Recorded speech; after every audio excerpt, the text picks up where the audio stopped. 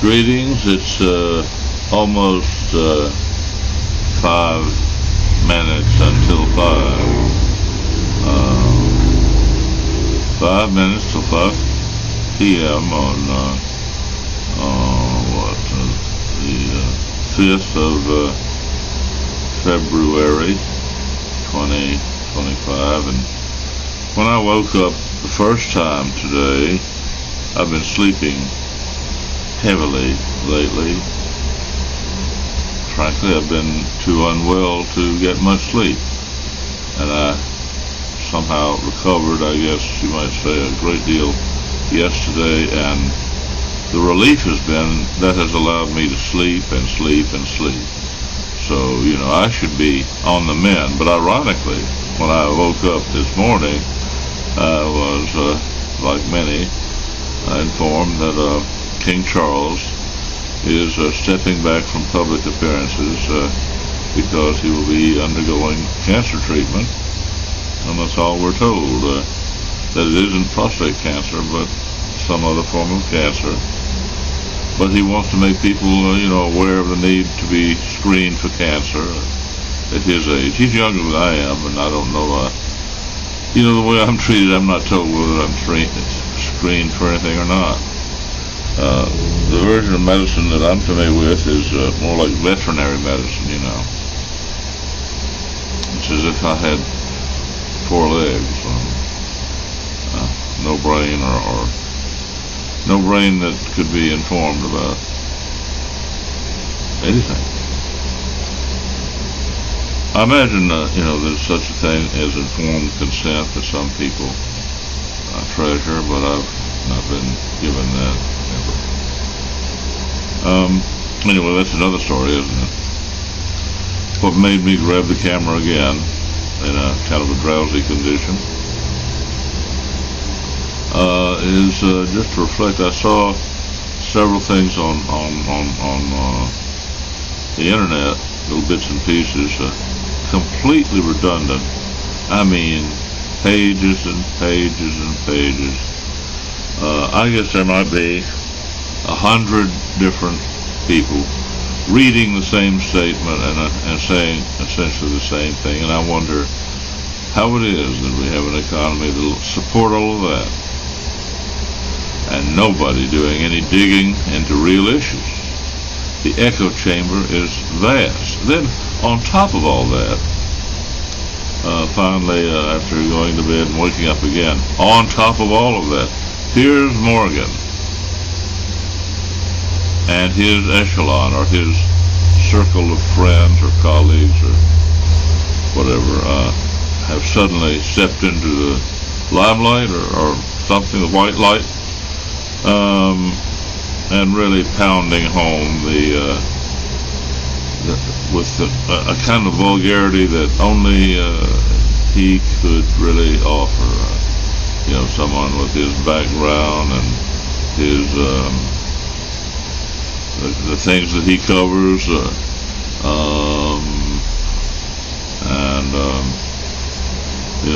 I noticed that he's invited a string of people I've never heard of, who turn out to be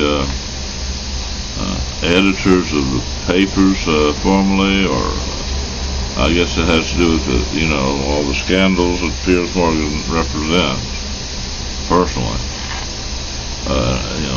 His partners in crime or what. I don't know enough about to know whether it's criminal or not. Whether anything is real. I wouldn't be surprised if this is some sort of tactical maneuver to heat a fire under the Prince of Wales and get him ready to take over. Very discreetly, he's been prepared ever since Elizabeth's death, more rigorously than ever, because he's one heartbeat away from the throne. And now, of course, the whole thing is more above board in terms of thinking about King William. What would he be? King William the what? 45th or something? I don't really know. But anyway, it's all, I don't know how they can budget for another transition. they probably hocked the family jewels or something to pay for the pomp and circumstance upon Elizabeth's death, her funeral and everything, and then Charles, and now it looks like as soon as they have the money, they can announce that Charles is quitting, and that William will be the king. Not a very colorful figure, but the kind of monarch that some people believe is just what they want, more or less in the shadows, and if not in the shadows, then might as well be. And then after that, there's King George again. But anyway, it's in poor taste, I think, to emphasize too much how much things will be stepping up for the Prince of Wales. They certainly didn't talk about much of that when the Queen was so very feeble, the last 3 or 4 years of her life. In the background, to the extent anything is done to bring people up to speed, I'm sure that Prince Charles was brought up to speed and just easily steps into or up to and onto the throne. And the same thing will happen with William. But of course, nobody knows whether something will be said about, now that the king is getting chemo and is bald and sick all the time, whether he might as well retire and let his son take over. Whether it turns into a scenario like that, I don't know. And I'm one of these people who just had it up to the gills with all of the fake news in the world. And but by the same token, I certainly don't wish Charles any discomfort or suffering at all. I hope that because he's King of England or King of the UK, I hope that because he's sitting on the throne, he isn't therefore somehow subjected to special demands by himself or others,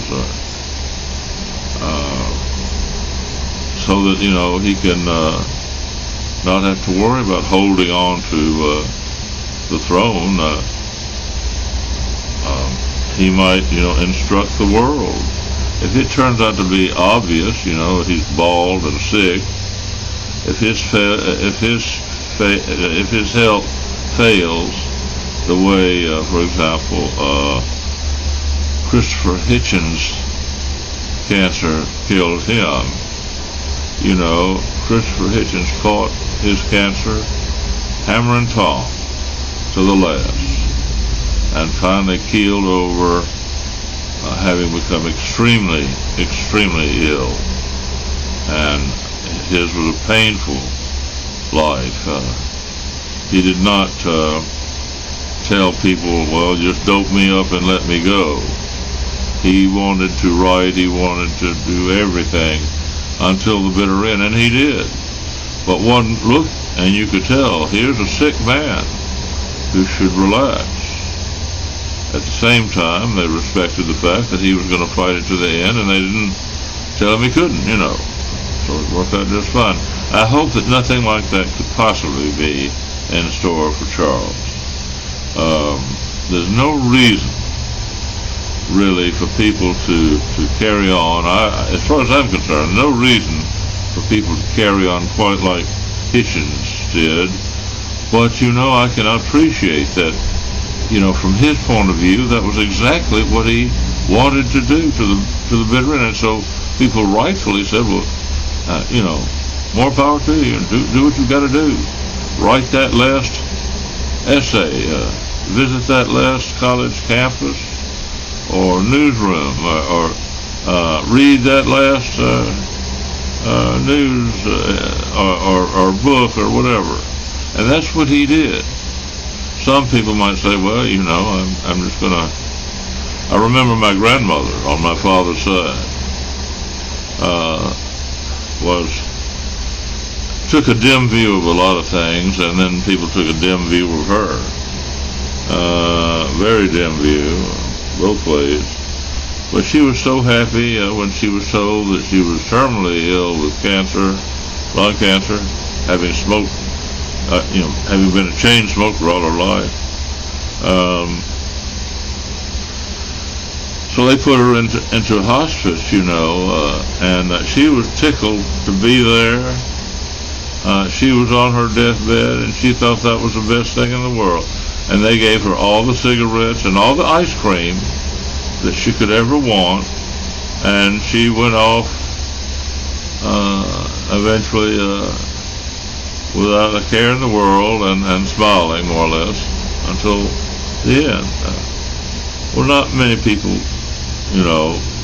are that, simplistic or something, but many do the right thing.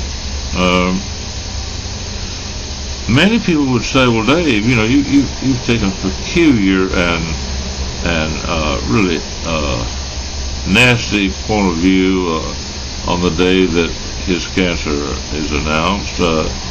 Entirely inappropriate, talking about bringing William up to speed, and a grandmother fed all the tobacco she ever wanted, and ice cream.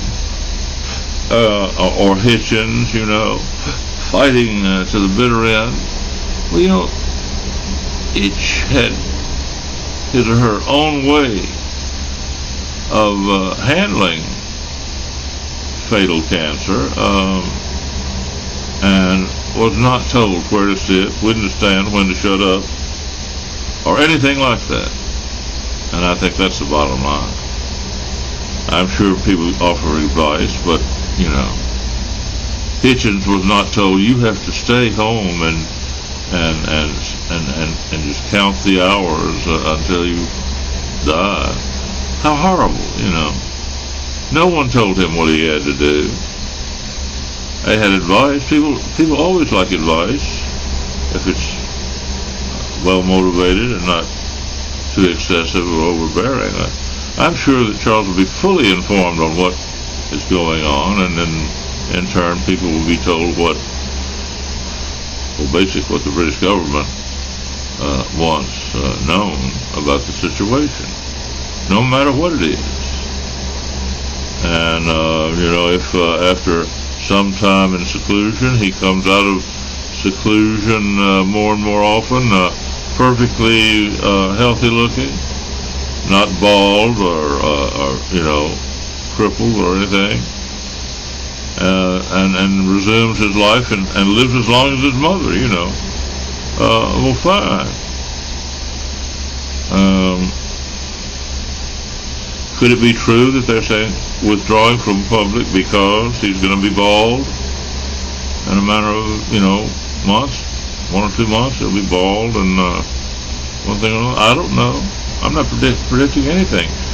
It could be wonderful to think, that whatever form of cancer he has, he can be treated with at least a 50-50 chance, maybe more than that, and then resume some degree of public activity.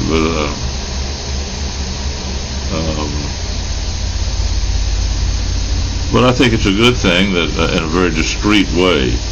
I've read about, in the past when the throne is taken by a younger person or whatever,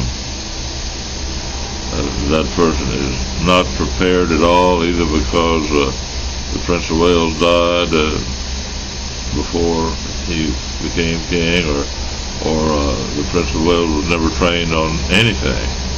Well, nowadays all of that's gone. No chance for any of that. However, of course, the bench is not all that deep, because behind William is George, who definitely would be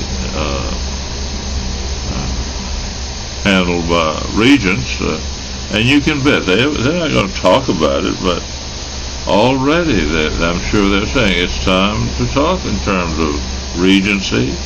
There should be a regency in waiting in case anything happens.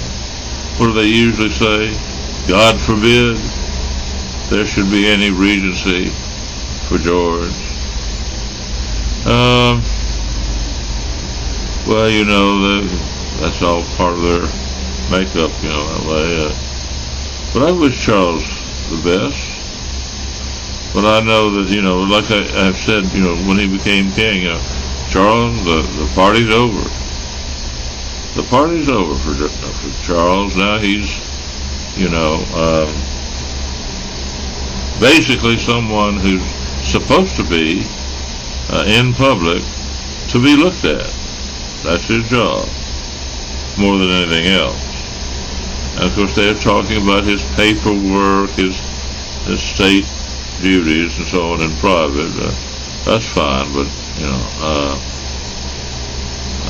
it could be that this is a big relief that he doesn't have to be on display the way his mother was for decades. You know, listening to the same tired tunes played by the tired musicians for years and years and years. I'm sure that, you know, after doing that for days at a time or weeks at a time, she certainly needed every bit of relief she got, you know, in private from all of that. And the same goes, I think, for anybody in that position, you know, including Charles already. Although Charles is only now beginning, or had been learning more and more of how monotonous it is to be put on display, and really almost nothing else. I'm sympathetic about the people, you know, who are in that predicament. But that doesn't mean I'm a monarchist. I don't think that it should be run the way it is in the UK. You know, I think all of that needs to be attenuated. I think the funeral of the Queen and all the stuff for Charles are, I guess, to maintain the tourism to Britain, where people have, you know, where they take their selfies in front of a condominium known as Buckingham Palace and so on. But, you know, what else do they have? You know, the Brits somehow have managed to give up on everything but financial instruments.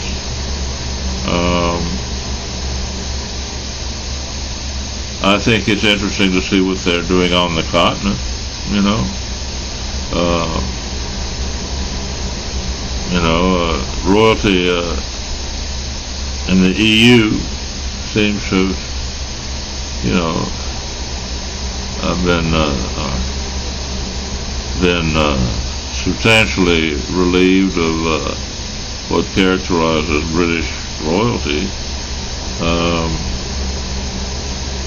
You know, I don't think that that royalty nowadays is as clueless as the Romanovs family might have been.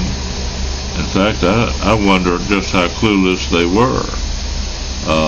The story goes that the king tried to run his military and didn't know anything and therefore couldn't. Well, he certainly was, it is said that he did, whether that's true or not. It may be that they were just totally parasitic and didn't have any brain power whatsoever. On the other hand, in any event, it seems to me that because most places try to support a democratic system, that really is a problem terms of royalty, how to maintain an artifact like that. Many states have a president and a prime minister, and but for Britain, it's a prime minister and a monarch. And what a monarch! So that's a bit much. So I think of royalty as rather victimized, and I think, back in the days of the Romanovs, nobody knows how stupid they might have been. I tend to think the evidence is they were not up to the job of resigning or anything. They could have cultivated some improvements and maybe even survived. But as it turns out,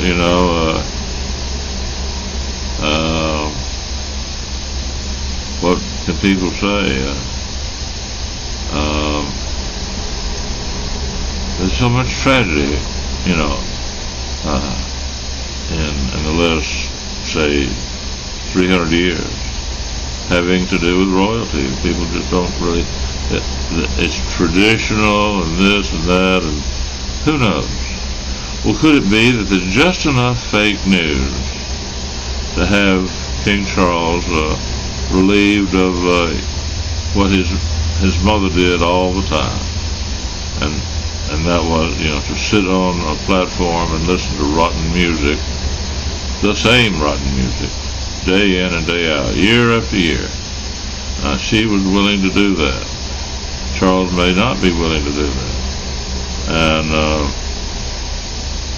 but then, if he goes private, and then one or two pictures show him to be bald at a billiard ball, then, or something like that, then, damn. I'm glad that there's no way that he can really be asked to do all that remains for royalty, which is pomp and circumstance. They offer counsel. There's an institutional situation that has meant that they offer counsel. It has to be discreet. It can't be the same as Piers Morgan, if there's any enemy of keeping the monarchy as a tradition, some sort of, hood ornament on a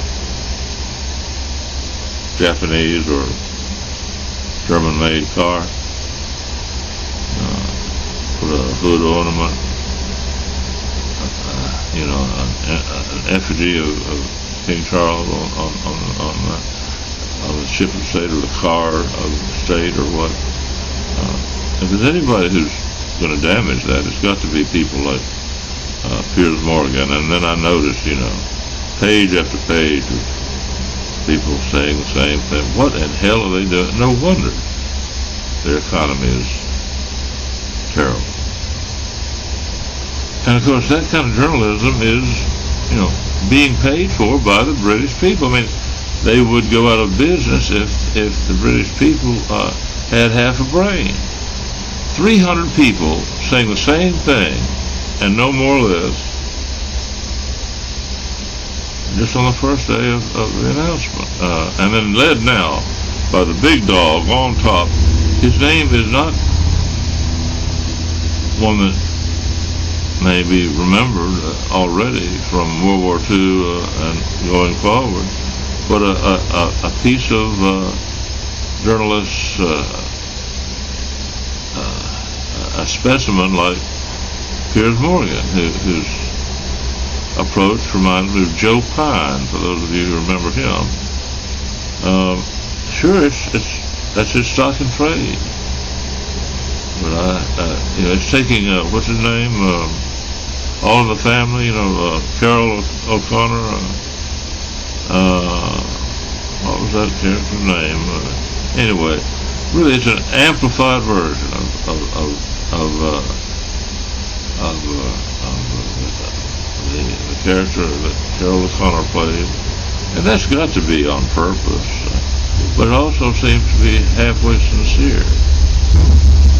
So if that's the way to bring down the monarchy, certainly that that's the way to make people really upset. That's unfair, to think that Charles and his family would be somehow brought down by the gross characters like Piers Morgan. But it does seem that Charles and his family really are catering more to people like him than many others. It's just a shame. Well, the main thing is that the institution is the problem, not the people. I think right now it's especially true that the monarchy is bigger than anybody on the throne. Charles is not regarded the way his mother was, and of course that's because he'd just gotten his place there. His mother was there for 70 years through some terrible times and so on. So there can't really be a fair comparison. I think he's borne the brunt of a lot of criticism that's just uncalled for. But with these 300 or 400 people today on the internet reading the same statement and then paraphrasing, these 5-minute things, 5 minutes here, 5 or 6 minutes, times 300. That just says a lot about journalism. Now, I'm not talking about bloggers of the new generation. This rising tide or what of new bloggers. Some with fantastic credentials or this or that, articulate with a variety of issues. I'm talking about the ones that I saw, about 300 different ones with their badge, their brand, speaking for tiny little networks, and it's just a real waste. Of course, that's been true about journalism around the world. People have tried to bundle. They know that what really amounts to something is to be able to bundle several people under one particular label or the website or something. That's going to happen, but it'll be a while, evidently. In the meantime, some sharp people are very independent and are earning.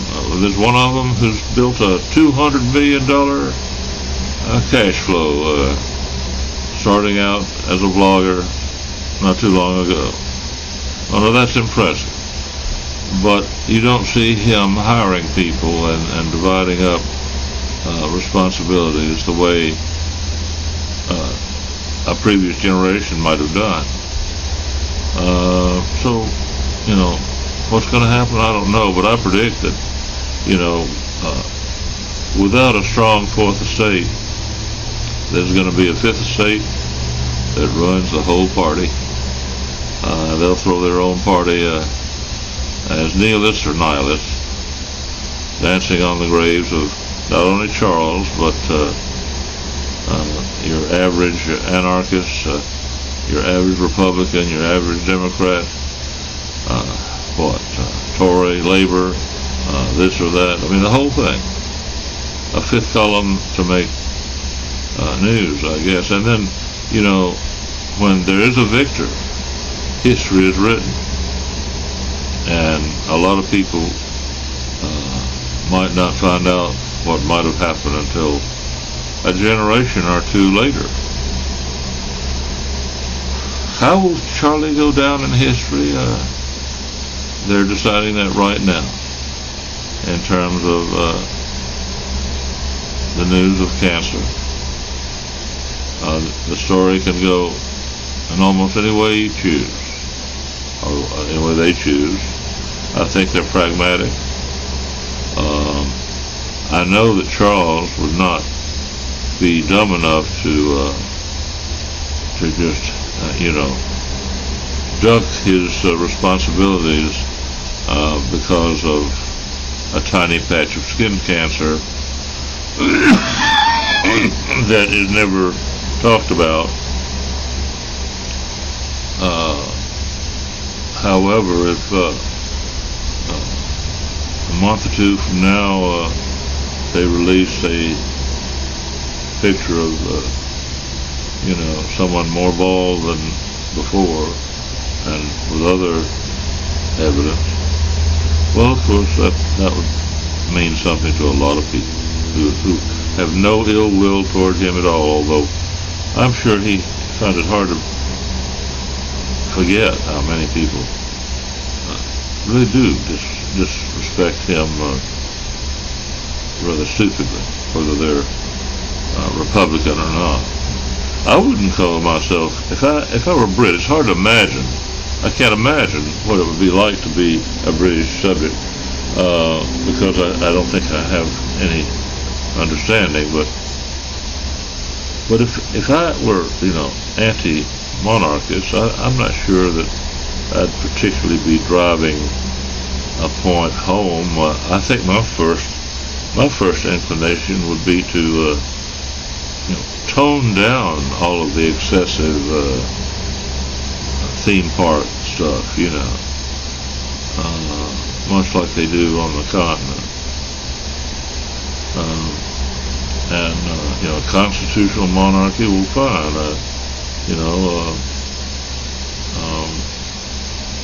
I see nothing wrong with the idea, but it's the execution that, what do they say, the devil's in the details? Well, there are not many details that people are aware of. It's the obnoxious cost of a theme park kind of attitude that just seems inappropriate or gauche. And look at the people who like it most. Piers Morgan, is that for real? Is that genuine or what? Well, anyway, I wish the best for all the royals. I think it's interesting to see how people have really lined up, polarized somehow by Harry and his move to California. There again, what is private or what all goes on in the Caribbean or California or whatever with the royals, I think, there's a lot that obviously they can't talk about. But that's not an issue when someone might actually be very ill. I'm glad to know, though, I'm reminded that some people are not treated like dogs and cats the way many are around the world.